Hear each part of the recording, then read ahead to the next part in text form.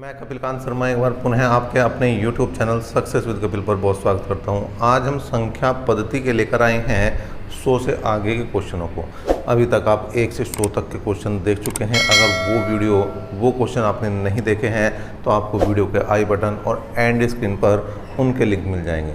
उनके द्वारा आप उन क्वेश्चनों को देख सकते हैं। लेकिन पहले देखें इस क्लास को। इस क्लास में जितने भी क्वेश्चन हम करा रहे हैं उनको देखें। एक एक क्वेश्चन आपके लिए कराया जा रहा है। साथ ही हमने आपके लिए बनाया है एक नया चैनल जिसका नाम है मैथ सॉल्यूशन। मैथ सॉल्यूशन किस लिए बनाया है? केवल मैथ को समर्पित है। और यहाँ पर मैथ में क्या दिया जाता है? Previous year papers math solution.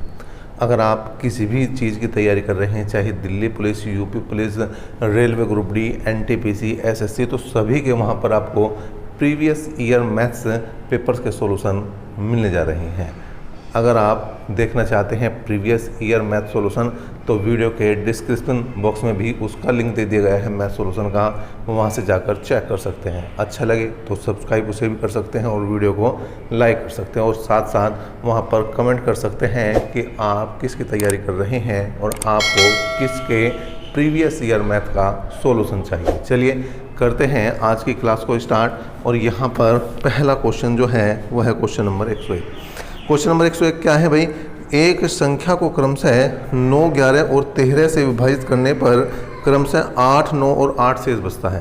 मतलब 9, 11 और 13 से भाग करें तो 8, 9 और 8 शेष बचता है। यदि विभाजकों का क्रम उल्टा कर दिया जाए तो क्या शेष बचेगा? देखिए भाई, बात ध्यान देने वाली है।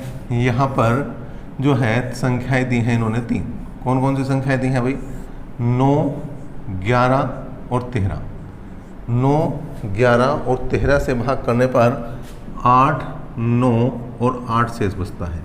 तो पहले हमें संख्या निकालनी होगी, तभी हम इसका क्रम उल्टा कर सकते हैं। तो संख्या निकालने के लिए अगर भागफल नहीं दिया गया है तो भागफल आप अपनी मर्जी से कुछ भी मान सकते हैं।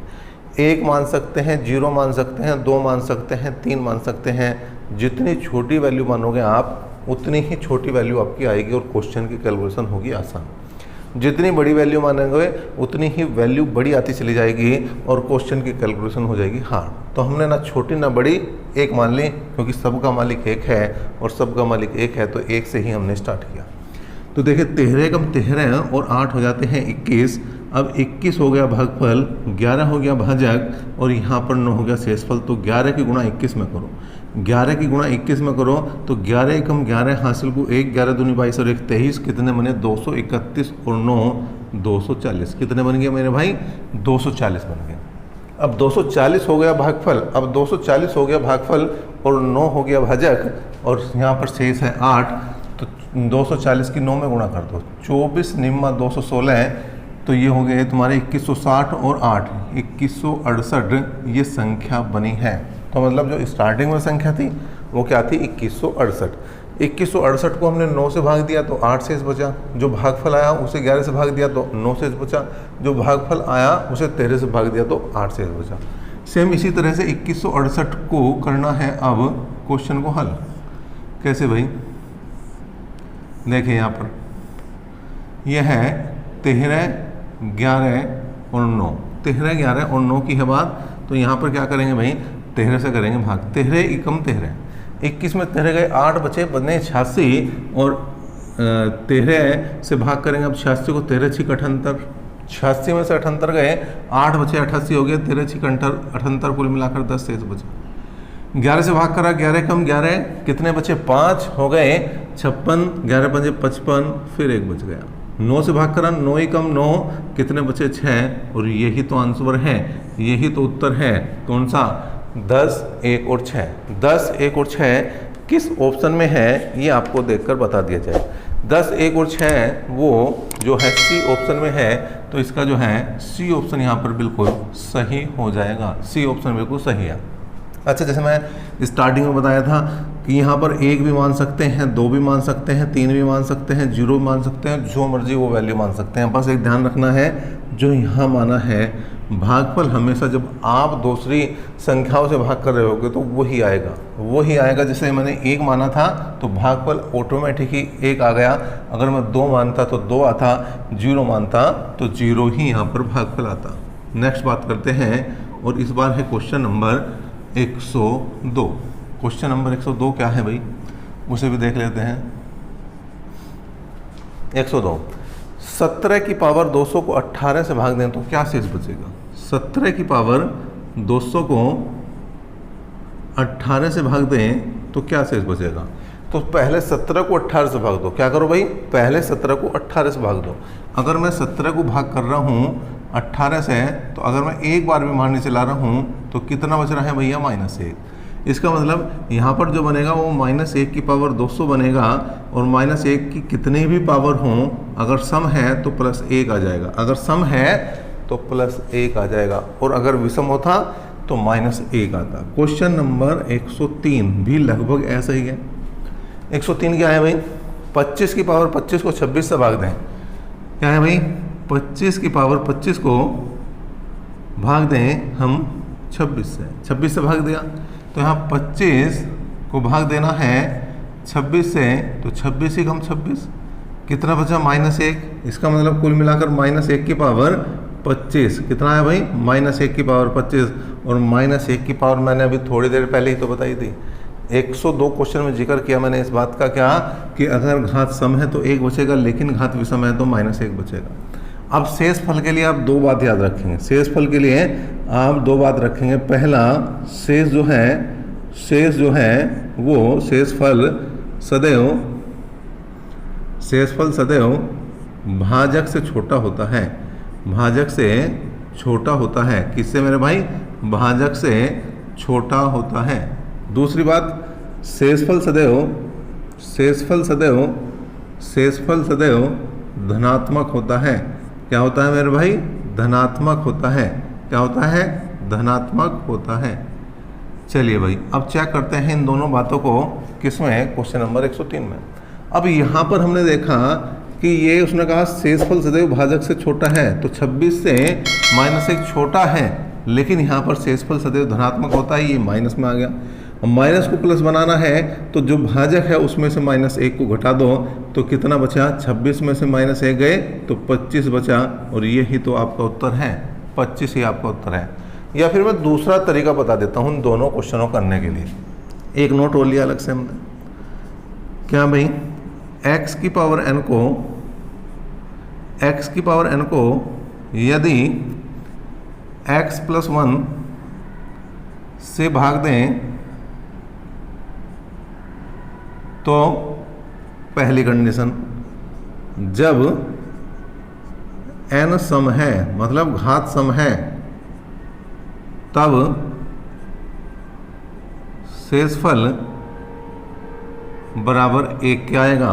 दूसरी बात, जब n विषम है, तब शेषफल आधार संख्या आएगी। क्या आएगी मेरे भाई, आधार संख्या। ठीक है भाई, दोनों क्वेश्चनों में चेक करो। देखिए 17 की पावर 18 है, मतलब 17 से अगली संख्या जो है, 17 की पावर 200 को 18 से भाग दे रहे हैं, तो 17 से अगली संख्या 18 से भाग दे रहे हैं, और घात देखिए सम है, घात जब सम देखिए तो डायरेक्ट एक उत्तर आ गया, कुछ नहीं करना था। 25 की पावर 25 है, मतलब 25 को भाग दे रहे हैं 26 से, मतलब उससे अगली संख्या से भाग दे रहे हैं, घात विषम है, तो उत्तर क्या आया, 25 आया। आधार संख्या, यहाँ 27 होता तो 27 नहीं उत्तर आता, आधार में 25 है, 25 आएगा। यहाँ 101 हो तब भी 25 ही आएगा, इस बात का आपको ध्यान रखना है। चलिए भाई, क्वेश्चन नंबर बात कर लेते हैं 104 की। आपको इनमें से कौन सा तरीका बेहतर लगा, कमेंट बॉक्स में कमेंट करें। कमेंट करने में बड़ी कंजूसी करते हैं आप लोग, तो कमेंट भी करें। वीडियो अच्छा लगता है तो लाइक करें, शेयर करें, और चैनल पर पहली बार हैं तो भाई सब्सक्राइब भी कर सकते हैं, लेकिन ये आपके अधिकार हैं, आपके अधिकार क्षेत्र की बात है।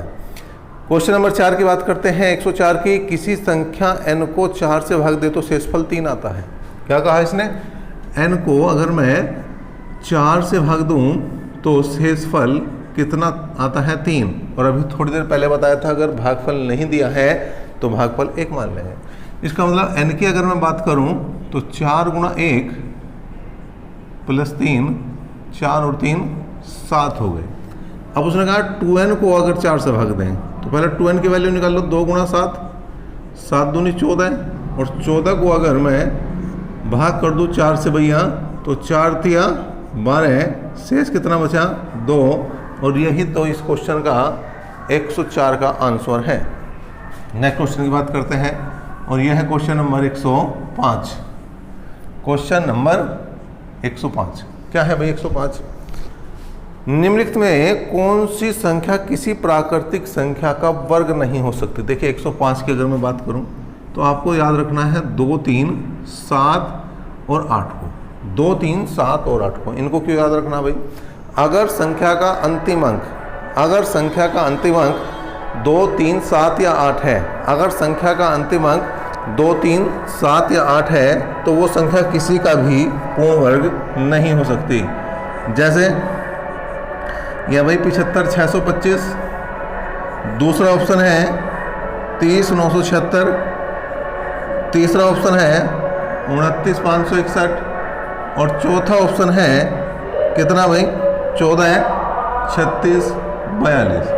देखो भाई पहले ऑप्शन में अगर हम बात करें तो लास्ट में देखना है आपको, क्या 2, 3, 7 या 8 में से है? नहीं है, इसका मतलब ये एक पूर्ण वर्ग हो सकता है।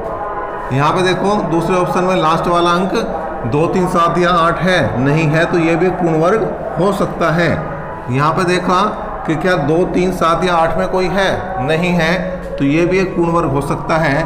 लेकिन जैसे ही हमने देखा इसमें 2 आया तो ये वो संख्या है जिसे हम ढूंढ रहे थे, जो किसी का भी पूर्ण वर्ग किसी भी हालत में नहीं हो सकता। इसका तो केवल पॉइंटों में ही वर्ग मूल्य निकाला जा सकता है। छठा क्वेश्चन बिल्कुल सेम है। उसने कहा निम्नलिखित में कौन सी संख्या किसी प्राकृतिक संख्या का वर्ग नहीं है? तो बिल्कुल सेम है भैया। ए ऑप्शन है 32 761, बी ऑप्शन है 81 225, सी ऑप्शन है 42 437, डी ऑप्शन है 20,164। तो देखो भाई 2, 3, 7 या 8 को ही चेक करना है। इसमें 2, 3, 7 या 8 है, नहीं है, तो ये पूर्ण वर्ग है। इसकी बात करें 2, 3, 7, 8 नहीं है, तो ये पूर्ण वर्ग है। इसकी बात करें 2, 3, 7 या 8 नहीं है, तो ये भी पूर्ण वर्ग है। इसमें 7 मिला है, इसमें 7 मिला है, तो यही वो आंसर है। ये किसी संख्या का पूर्ण वर्ग नहीं है, ये किसी संख्या का पूर्ण वर्ग नहीं है। तो कितना आसान है, अगर हमारे 4 अंक याद है कि 2, 3, 7 या 8, 2, 3, 7 या 8 अगर संख्या के अंतिम अंक हैं तो वो किसी भी हालत में किसी भी संख्या का पूर्ण वर्ग नहीं बन सकते। बात करते हैं किसकी भैया? 107 की। 107वां क्वेश्चन क्या है भाई?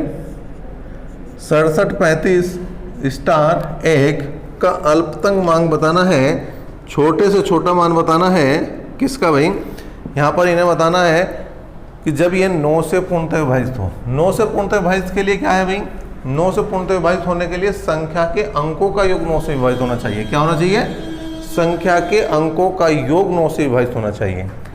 तो 6 और 7 13, 13 और 3 16, 16 और 5 16, 5 21 और 1 22। अब 22 को भाग कर दो आप किससे? 9 से, तो 9 तिया 27। ऊपर ही माननी चलानी है, जस्ट ऊपर। ऊपर का मतलब ऐसे नहीं कहीं तक चले जाओ, नहीं, जो संख्या उससे बिल्कुल ऊपर। तो 9 दूनी 18 कम है, 9 तिया 27, ज़्यादा तो 9 चौक 36 भी है, लेकिन बिल्कुल जो संख्या है उससे बिल्कुल बड़ी, तो उससे बिल्कुल बड़ी 27 है। तो 9 तिया 27, कितने बचे? 5। तो स्टार के स्थान पर क्या आ जाएगा भैया? 5 आ जाएगा। क्वेश्चन नंबर बात करते हैं 108 की। किसकी बात करते हैं? 108 की। 108 है, किसी 2 अंकीय संख्या को 2 बार लिखकर एक 4 अंकीय संख्या बनाई जाती है। जैसे 15 15, 37 37 आदि इस रूप की कोई भी संख्या निम्न में से किससे पूर्णतः विभक्त होगी, ये बताइए। देखिए भैया, जैसे इसने कहा इस टाइप की अगर कोई संख्या बनाई जा रही है तो किससे विभक्त होगी? जोड़े बना लो, जोड़े बनाओ। जितने जोड़े बनने हैं उतने तो 1 लिख दो, जितने जोड़े बनने हैं उतने तो 1 लिख दो। और एक जोड़े में जितनी संख्या है उससे 1 कम जीरो लगाओ। एक जोड़े में 2 संख्या है तो 1 जीरो लगेगी। ठीक है, अभी समझ में नहीं आई होगी बात। सपोज करो मैंने ये लिख दी संख्या, तो जोड़े कितने बने इस बार? 3।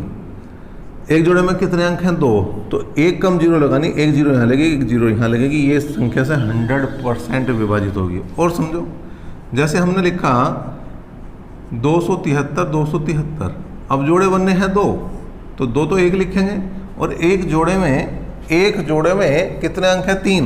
तो एक कम जीरो कर दो तो 2 जीरो लगेंगे, कुल मिलाकर 1001 से ये पूर्णतः विभक्त होगी। अभी भी कोई दिक्कत है तो कमेंट बॉक्स में आप कमेंट कर सकते हैं और अपनी समस्या का समाधान हमसे ले सकते हैं। लेकिन हम ले रहे हैं अब फिलहाल क्वेश्चन नंबर 109। 109 है भाई, पी क्यों अंक निरूपित करते हैं तो 5P9 और 327 और यहाँ पर है 2Q8 और यहाँ पर इनका जोड़ बना है 1114। ठीक है, क्या जोड़ बना है? 1114 में क्यों का अधिकतम संभव मान क्या है? क्यों ज़्यादा से ज़्यादा तब हो सकता है जब ये जो है पी कम से कम हो, तो इसे जीरो रख सकते हैं कम से कम, माइनस में कोई वैल्यू नहीं रख सकते हैं, यहाँ पर कम से कम जीरो रख सकते हैं। तो 9 और 7 16 और 8 24 का 4 कहाँ से लिखो? 2। अब ये जीरो हो गया, 2 और 2 4। अब क्यों की जगह क्या रखें कि 1 आ जाए, तो 7 रख दो भाई 7 4 11 का 1 का हासिल को 1, 5 और 1 हासिल आया 6 और 3 9 और 2 11, बिल्कुल सही है। इसका मतलब अगर मैं पी का मान 0 लूँ कम से कम, तो क्यों का मान कितना आ जाएगा भैया? 7 आ जाएगा। कितना आ जाएगा? 7 आ जाएगा। अच्छा, वो पी का मान अधिकतम पूछ ले, क्यों का जो है न्यूनतम पूछ ले, तो उल्टा कर दो, क्यों पी का 7 लिख दो, क्यों का 0 लिख दो। ठीक है, वो उसके पूछने के ऊपर डिपेंड है कि वो क्या जानना चाह रहा है हमारे से, हम तो उसी हिसाब से आंसर देने के लिए तैयार बैठे हैं। और 110वां क्वेश्चन भी देखते हैं भाई। 110वां क्वेश्चन है, यहाँ पर संख्या दी गई है 502789, कम से कम क्या जोड़े कि योगफल 4 से पूर्णतः विभक्त हो जाए। 4 से विभक्त होने के लिए संख्या के अंतिम 2 अंक 4 से विभाजित होने चाहिए। क्या अंतिम 2 अंक 4 से विभाजित होने चाहिए? तो 4 से भाग करो भाई, 4 दूनी 8, भाग करो। अब देखो, जोड़ने के लिए ऊपर मानी चलानी, जस्ट ऊपर मानी चलानी, घटाने के लिए उतने में मानी चलानी, तो 4 तिया 12 कर दो, तो यहाँ पर कितना आ जाएगा? 3। तो ये 3 ही जोड़ना पड़ेगा क्वेश्चन नंबर किसमें भैया? 110 में। 111 की करते हैं बात, देखते हैं भाई 111 क्या है। क्वेश्चन नंबर 111 है यहाँ पर 80 36 42 में कम से कम क्या जोड़े कि योगफल 11 से पूर्णतः विभाजित हो जाए। देखिए भाई, जोड़े बना दो, इधर से घटाओ, 8 में से 0 गए 8, 3 में 6 गए -3, 4 में से 2 गए 2, तो 8 और 2 10, 10 में से 3 गए 7, तो 7 ही इस क्वेश्चन का आंसर बनेगा। 7 जोड़ने पर यह संख्या 11 से पूर्णतः विभक्त हो जाएगी। बिल्कुल सेम क्वेश्चन नंबर 12 भी है, 112। उसने कहा 156 स्टार 942 में लुप्त संख्या को ज्ञात करें जिससे कि है 11 से पूर्णतः विभक्त हो। 11 से पूर्णतः विभक्त होने के लिए जोड़े बना दो, जिसका जोड़ा नहीं बनना 0 लगा दो भाई। 0 में से 1 गए -1, 5 में से 6 गए -1, प्लस स्टार -9, प्लस 4 में से 2 गए 2, बराबर किसका आना चाहिए? 0 के। तो देखें ये कैंसिल हुआ, तो स्टार इज इक्वल टू कितना आ गया? 9। और यही इस क्वेश्चन का क्वेश्चन नंबर 112 का आंसर है भाई। बात करते हैं नेक्स्ट क्वेश्चन की, क्वेश्चन नंबर 113 की। देखिए, मैं कितने भी क्वेश्चन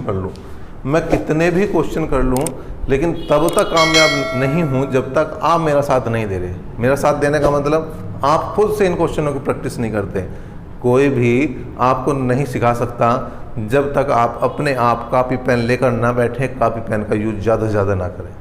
ये तो एक बहाना है कि मैं आपको पढ़ा रहा हूँ, लेकिन पढ़ना पहले आपको पड़ेगा, अंदर से तैयार आपको होना पड़ेगा। नौकरी आपको चाहिए, मुझे नहीं चाहिए, तो आपको ही इन चीज़ों की ज़रूरत है कि आप ज़्यादा से ज़्यादा पढ़ने की कोशिश करें, अपनी किताबों को समय देने की कोशिश करें।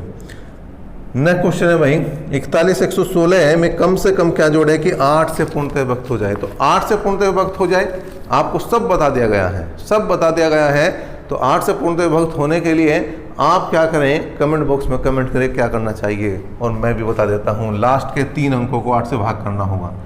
लास्ट के 3 अंकों को 8 से भाग करना होगा। क्या करना, जोड़ना है या घटाना है? जोड़ना है तो ऊपर माननी जानी है। 8 एकम 8, 3 बच गया भाई।